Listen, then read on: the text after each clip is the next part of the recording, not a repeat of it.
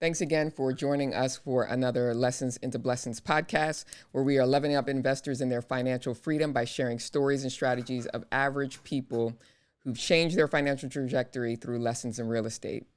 So we have with us here today Colby Fryar. He is the principal of Mountain Bridge Capital, and he started investing back in 2013, has amassed several personal properties in about a few different states, New Mexico, Arizona, Alabama, and he works with a team that owns over 100 multifamily properties and have syndicated, and we'll talk about syndication, but has syndicated apartments of over 1,000 multifamily doors. So welcome, Colby. Thank you, Tari. Thank you for having me on. No problem, no problem. So we are similarly connected through a multifamily mastermind. So that's kind of how I know you, and I've just kind of learned a little bit about your story. And so I decided just, hey, let's have you on and talk a little bit more about what you have done over the trajectory and just some of the lessons that you've learned. So I also realized that we both are engineers. I don't know how I didn't pick that up before. How do you think your engineering background really played a role in just you having the skills you feel like to kind of enter into that market? Yeah, I would say so. My background is in civil engineering. I've been a civil engineer since 1997, I believe. So over Mhm. almost 25 years now, 26 years. It's played a very huge role, not only in being analytical and being able to look at deals and analyze deals, but also to be able to be an asset in project management, to manage managers, to manage construction, all of which I'm heavily involved with on our deals. And so working with contractors every day and making sure things stay on budget and on task, and but also being able to look at deals. So I just love the whole business, and so feel so blessed to have had the opportunities I've had, not only in civil engineering, which has allowed me to grow into this over time, but to be able to wake up every day and do this business. It's a really exciting and challenging, but I do love the business. That's cool stuff. So we talked about you owning with your team, and you can talk about kind of just the team effort and the collaboration that you have with your team. But you guys own over 100 multifamily properties and 1,000 doors. Um, w- just kind of for our audience, explain kind of how you got into that. So how did you get into? You kind of started in real estate, probably I'm assuming on the single family side, but how did you make that transition into multifamily? Yeah, I started investing in single family in 2013. There was some foreclosures and short sales available still at that time. I'm in the Tucson, Arizona market, so we bought a couple here, and then we transitioned to some turnkeys after that in Alabama. Liked the market there, and ended up doing a couple of the burrs, the buy, rehab, rent, refinance, repeat strategy there on a couple of properties. Those have all turned out really good, and noticed things were starting to dry up as far as supply, and and really honed in on multifamily at that point, starting about 2020. And in 2020, we got our first 12 unit property in March, and then um, actually it's 2021, sorry. And then in June, we closed on a 123 unit multifamily in Las Cruces. First one was in Albuquerque. The second one was in Las Cruces. And how we got to there, um, was just a matter of really diving in and learning. I learned a lot about multifamily. Got a coach and mentor who helped keep me accountable, and really helped me to learn the business, and most importantly was to develop the network and the partners that I have now. That this is a team sport, so you gotta have that team behind you, to be able to take the properties down, and also to manage and run the asset. Okay, so I'm gonna back you up a little bit, right? Because you went through like 13 so years uh, pretty quickly. So, how did you go from Arizona to Alabama? What drew you to Alabama? I went through a coaching program at the time. I was looking into maybe starting a new business, and through that program, got introduced to this turnkey provider down there in Alabama. And what they do is they sell houses that are ready to go. It's a great way for new investors to get started. If you have a little bit of capital, we just refinanced out of a couple of properties, and cashed out an IRA, and we used that seed money to buy a couple of those properties down there. Okay. Uh, the issue with that is you don't have a lot of equity in those type of deals, but um, they're great if you're getting started because they have the management taken care of. The property manager supposedly is supposed to be in there. It didn't quite work out that way. They have, they're all finished out and ready to go, so you don't have to do a lot of the legwork. We ended up having to do a little bit anyway, but it allowed us to learn that market down there, especially in Huntsville, where we bought our next couple, and that was huge to help build the team and get a contractor and a property manager and all of that. Definitely. I love Huntsville, actually. I love that market. It's just a diverse mix of people, a lot of business and diversity coming to that area. Um, yeah, it is. It is. So it's a great market.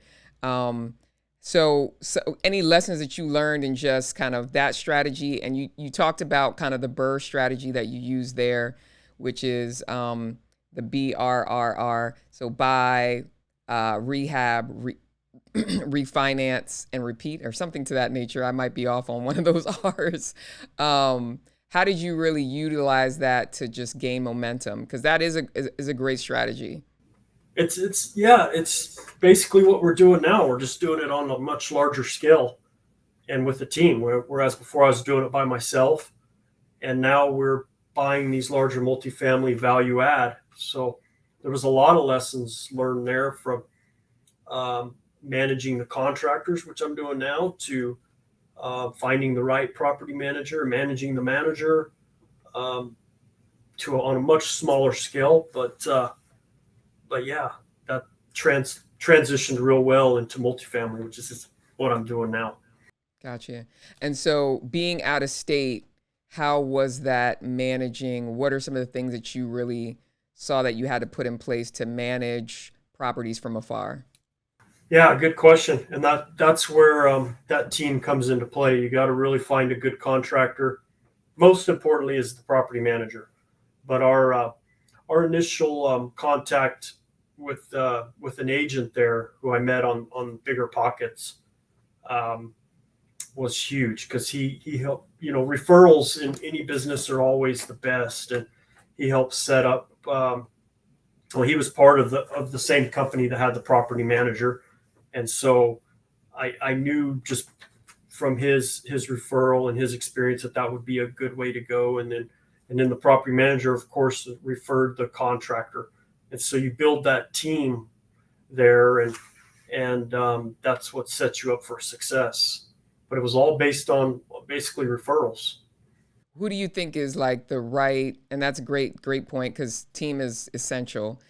What do you think makes a great team from just in general from a real estate standpoint? It could be multifamily, it could be single family, and I'm sure the players there will shift. But let's just focus on single family first, and then we'll shift to the multifamily side. What makes a great team from a single family side? Like critical folks. On the single family side, is your real estate agent, your property manager, and your contractor. Those are your primary components. And there's others in there. I mean, some people use private money or partners to go into those deals, but those are the three key essential elements that you've got to have in single family. Yeah. No, I absolutely agree with especially that. going out of state. Yeah, no, absolutely. I did some out of state stuff in Louisiana, and like having the right feet on the ground is so critical, and it's worth. I had a horrible one and then it shifted to a great one, and it made like the world of difference. So, there's times where you have to make those key decisions if it's not working out, to make that pivot if necessary. That's a very good point. I think sometimes we hang on too long. I know I'm a victim of that, of keeping a manager or somebody around longer than we should. And I think sometimes you got to make that change, and the faster you do it, the better. Yeah. Is there a story that you have on some of the multifamily? We're going to shift to that side now, of what makes a great team there as you were building your team. And you can talk a little bit about maybe how you built your team, how you found the right players or the right partners to form that team, because we're talking about how critical team is in this space, especially on the multifamily side. How did you go about just forming that team and making sure the right people were on the bus? Well, I like to think that it was very logical and organized, but I've got this picture of a skydiver jumping out of an airplane and just no parachute. That's really what it felt like for me, and I think for a lot of people getting started in the business, because you really don't know what you don't know, and so you're kind of building your team as you go. You're looking at deals, and at the same time you're building your team of partners around you, and luckily we did that on a smaller deal to begin with, a 12 unit property, and set those pieces in motion, and so we had that foundation for the next bigger deal that came along, and then we just kept building on it. But Gotcha. it's a critical piece that the earlier you can build your team, the better. Uh, it's just hard to do when you don't have a lot of experience, you don't have a lot of deals under your belt, to have people take you seriously. So you kind of got to do it in tandem. But that's how we did it. I don't necessarily think it's the best way to do it. I know a lot of teams that had built a solid team first before they ever got a deal, but that's the way I did it.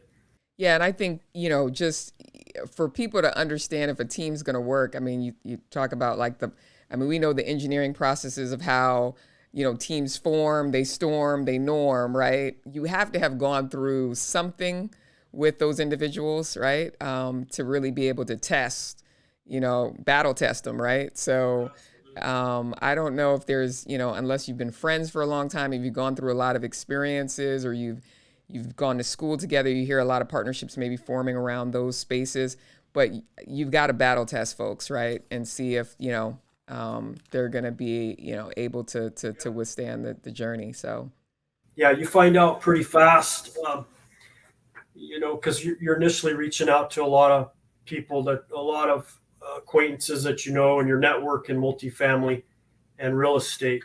You're kind of reaching out to everybody to find out if they're interested, especially those that have already. And I think that's a big key is people that have experience, try to go to those folks, because they're the ones that are most likely going to join you. People that haven't done it before, I found, it's hard to get them to join the deal. And honestly, we went through so many potential partners that ended up not working out. But you're right. You got to fire. You're exactly right. You gotta test them under fire and see who stays and who leaves. right, And that's right. how you build your team. Yeah, absolutely. So you kissed a lot of frogs to get to the prince. Absolutely. So I mean, this show is really lessons into blessings, and so we talk about the lessons that investors have gone through and how that's really turned into just blessings in real estate, right? So, what would you say is kind of the biggest hurdle or obstacles that you've had to overcome in the multifamily space? Well, we'll shift to that experience.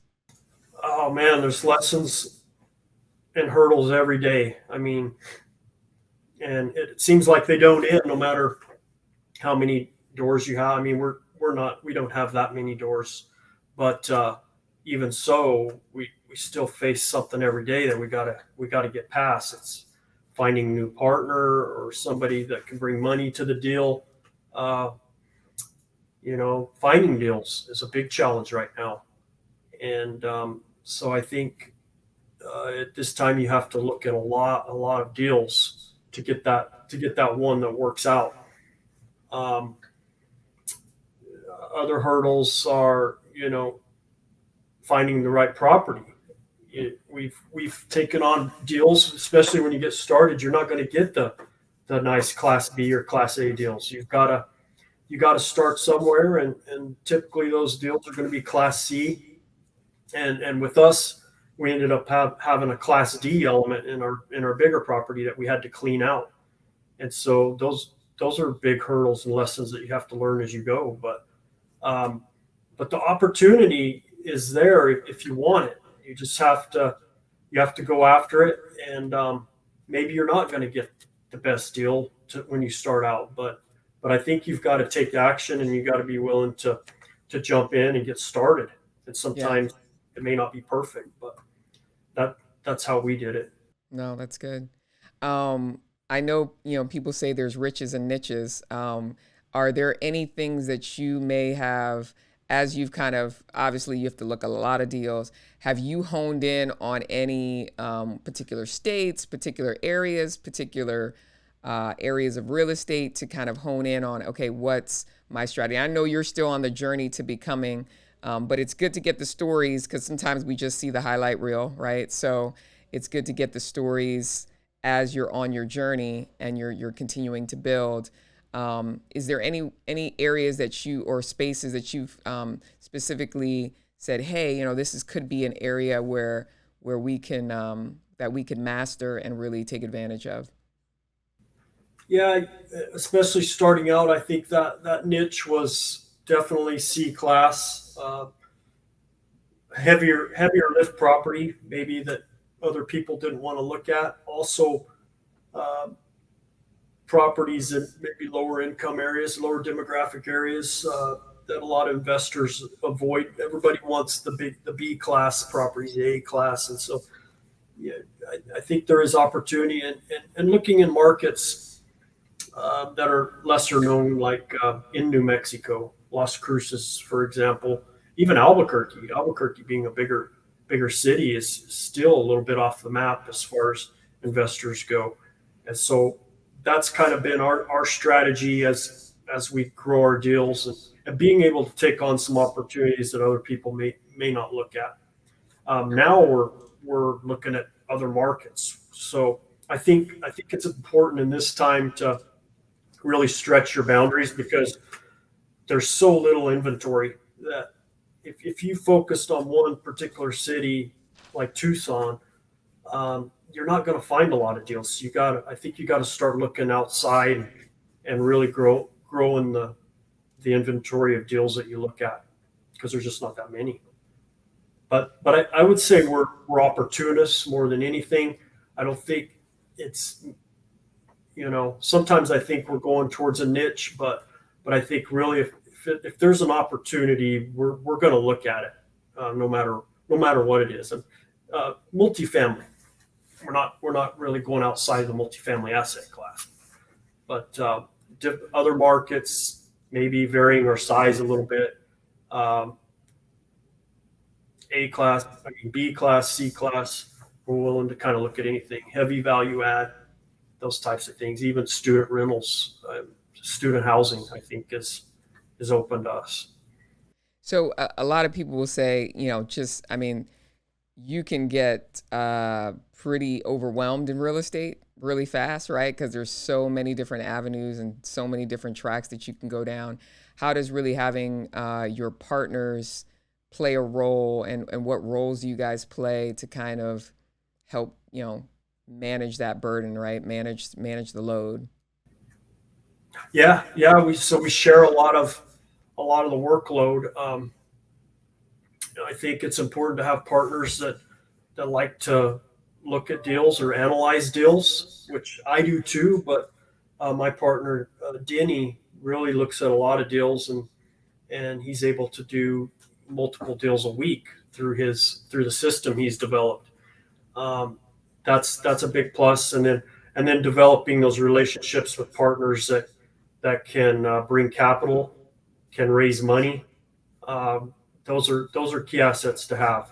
I'm more focused on the acquisition side and the leads and getting opportunities under contract, and then managing the asset after that. But I like to, and I also do part of the capital raise. But my goal is to bring in partners that can raise money and help with the other other requirements on the deal. Oh, good stuff. What do you feel just in playing in this multifamily space, right? There's a lot of, I hear a lot of people say, well, there's a lot of big players, and depending on what the markets are, there are certain real estate brokers that have these apartment deals that will obviously, if you've got experience, you've got knowledge, you've got kind of a reputation in that market, they get a lot of bigger deals. What do you feel like you need in this space to really continue to thrive, right? It could be mindset, it could be faith, it could be a lot of different things, and there's probably a lot of different things. What do you feel like are your biggest attributes that that help you to continue to make progress in this area? Yeah, that's a really good question.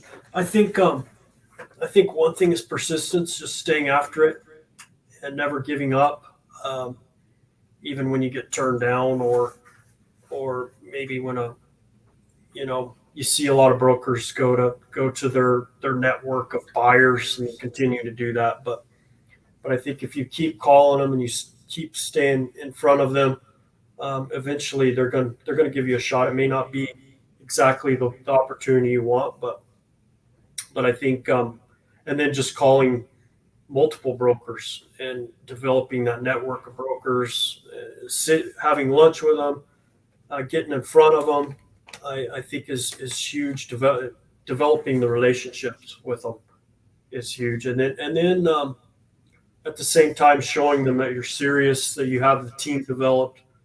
Uh, you need to do some groundwork ahead of time.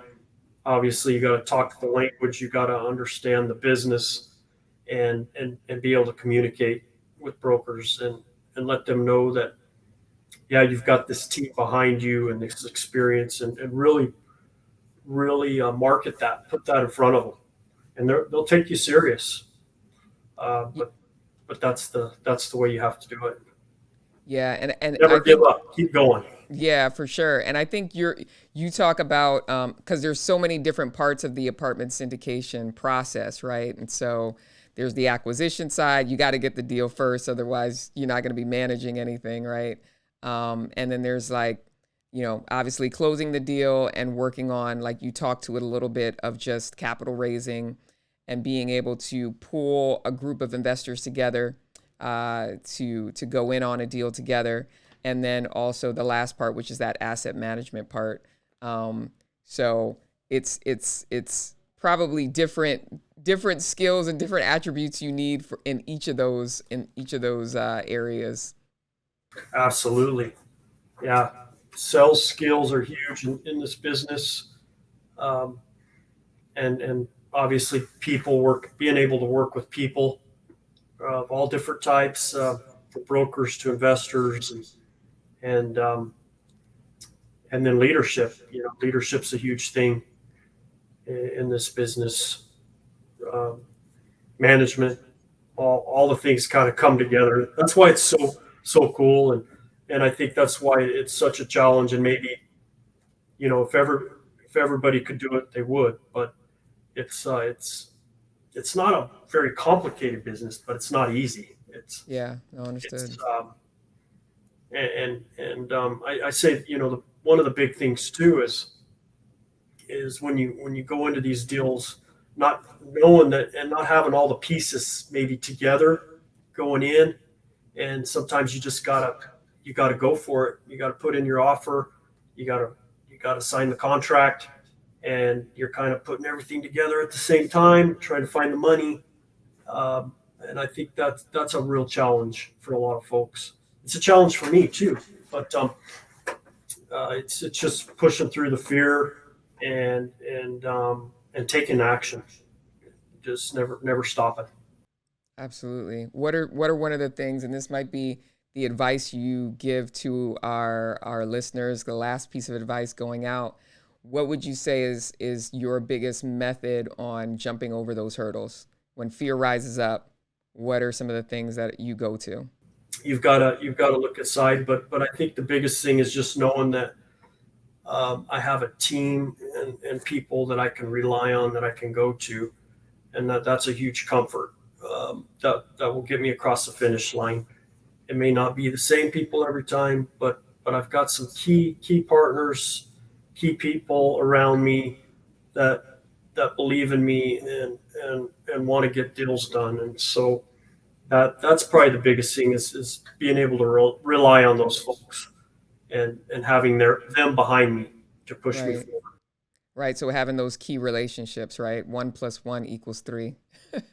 So you go much further, obviously having the right people on your And bus going for to those sure. people that have done it before too, those Yeah. people with a lot of experience, they'll tell you they get 20, 30, 40 no's before they get a yes, and they just keep going. Yep. That's that's just the way it is. Absolutely. Well, Kobe, anything that you want to leave off with? I appreciate you having you on the show. Definitely, persistence is something that is critical in real estate. It's critical in pretty much a lot of different things, but definitely critical in real estate. Anything you want to leave our audience with? No, just wanted to thank you for the opportunity. You can reach me at mountainbridgecapital.com. I do have an ebook coming out Oh, cool. that should be done shortly. I'm real excited about that. So that'll be on my homepage. I'm also on LinkedIn, Facebook, Instagram, and I love sharing what I know about the business with people coming in and just talking about it. And you know, I may be just a step ahead of some people or further along than others, but I'm always glad to share my experiences to help somebody else that's getting started. Well, that's what this is all about. And that's really what Lessons into Blessings is all about. Like, we want to be able to understand the journey and know that it's a process. We don't go from 0 to 100 million overnight, right? So it's all a journey. Well, thank you guys for joining us for another Lessons into Blessings. And until next time.